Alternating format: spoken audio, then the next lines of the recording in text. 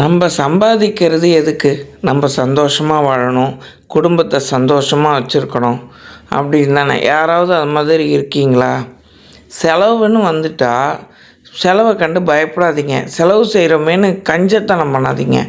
ஓரளவுக்கு அது ஓஹோன்னு நீங்கள் செலவு பண்ண வேணாம். உங்களுக்கு கையில் இருக்கிறது தகுந்ததுக்கு மாதிரி செலவு பண்ணுங்கள். சேமிப்பு முக்கியம், சேர்த்து வைங்க. ஒரு பங்கு சேமிப்புன்னு வச்சிங்கன்னா கூட கொஞ்சம் செலவு பண்ணலாம்.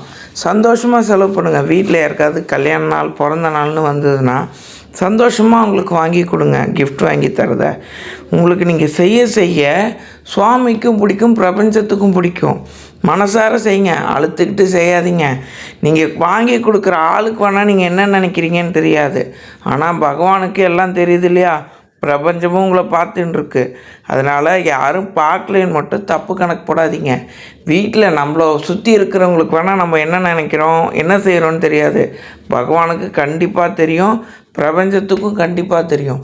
அதனால் கஞ்சத்தனம் இல்லாமல் நார்மலாக செய்யுங்க. அதேமாதிரி ஒரு ஃபங்க்ஷனுக்கு போகிறீங்களா, அவங்களுக்கு கிஃப்ட்டு கொடுக்குறீங்களா, இல்லை ஒரு 500 போடுறீங்களா மொய் பணம், மனசார கொடுங்க. அந்த காசு உங்களுக்கு திரும்ப வரும், அந்த கிஃப்ட்டு உங்களுக்கு ரிட்டர்ன் வரும்.